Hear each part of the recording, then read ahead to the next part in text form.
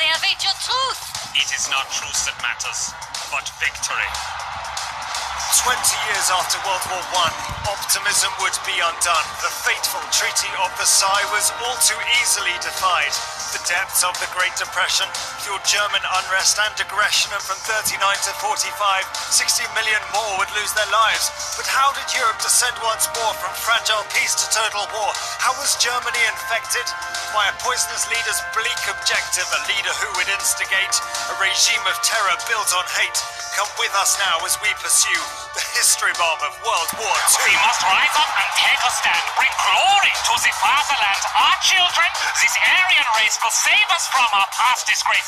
Cast out the Jews, they make us weak, guilty for our shameful defeat. We have suffered so dreadfully.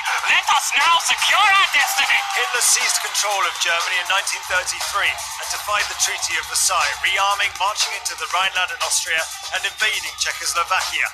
In August 1939, with tensions rising across Europe, he found an unlikely Russian ally in Joseph Stalin, may I propose a pact? Our two great nations should not attack. Fighting together will lay the foundation for our European domination.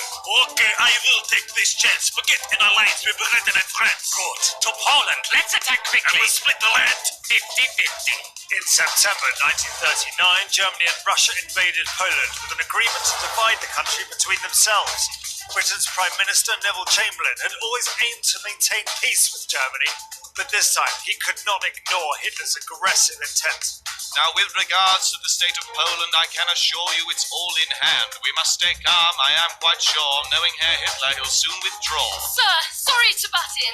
It's 11 o'clock. We haven't heard from Berlin. Good Lord, we can't hold back anymore. I have no choice. We are at war. As Britain and France prepared for war, German forces tore through Western Europe with a new form of highly intensive warfare known as blitzkrieg.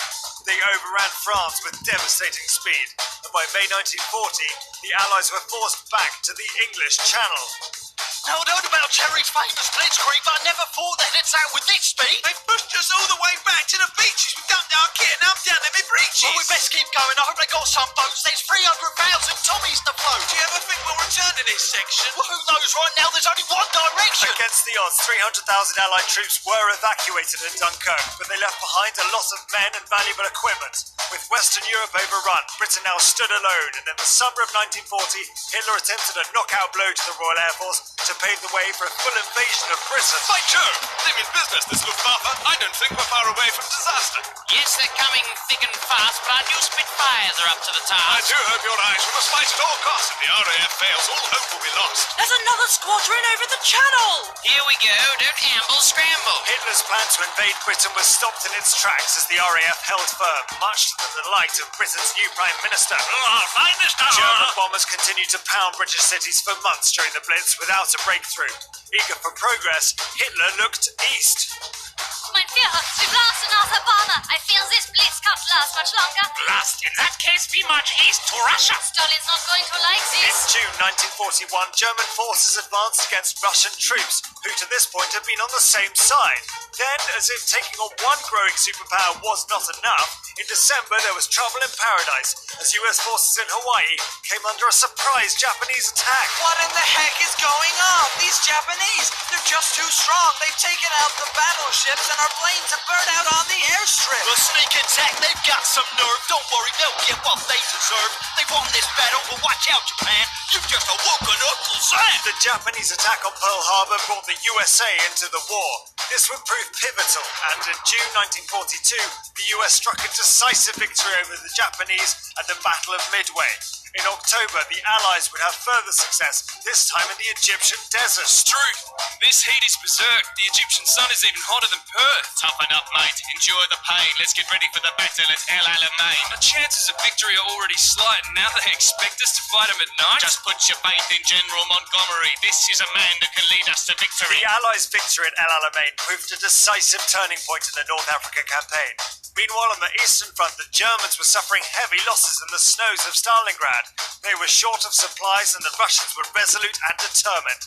Whilst Hitler continued to send divisions east, in June 1944, the Allies launched an ambitious attack in France. Howdy, y'all. Get out the way. America's here to save D-Day.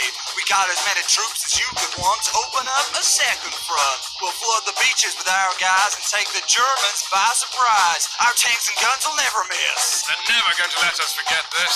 The D-Day landings gave the Allies a foothold in Europe, for which they pushed forwards towards Germany.